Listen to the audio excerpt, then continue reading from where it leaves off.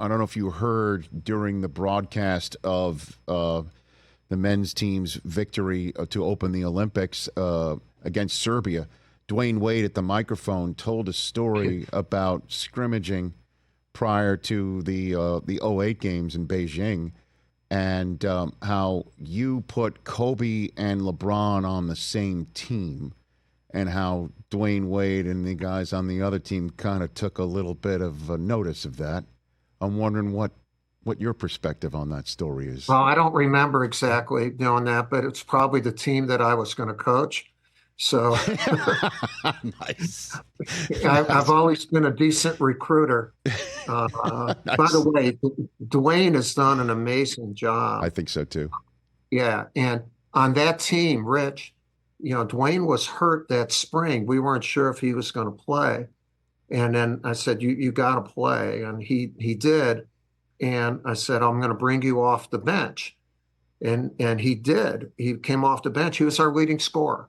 And he came off the bench with Chris Paul, Darren Williams, and Chris Bosh. Not all.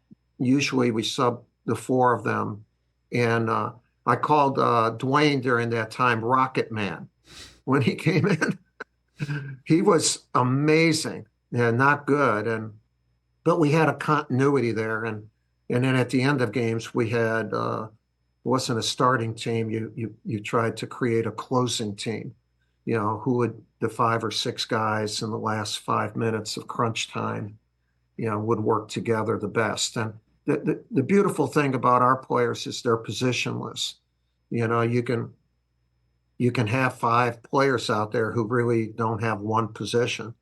They just know how to play basketball, and that's kind of the way we try to coach them. So your favorite Kobe story? What do you have?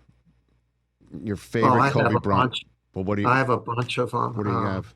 Yeah, I'll tell you, he's the best prepared player I've ever seen and coached or heard about. 2 days before we started training camp in Las Vegas, I was with my staff, and there was a knock on the door, and it was Kobe. He came 2 days early, and he said, "I need to have I need to have a meeting with you." I thought he was going to drop out. My heart dropped. And we went into a room, and he looked at me, he said, "I need for you to do me a favor." And I felt good. I said, "Okay, he's still with us." and I said, "Of course, I can do you a favor." And he said, I want to guard the best perimeter player on every team that we play." And then he paused, and Rich, he leaned forward then, he had these penetrating, beautiful eyes, and he said, "Coach, I promise I'll destroy him."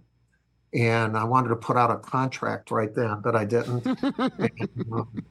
and so every practice, he wanted to be the best defensive player. And in his mind, this is how he worked.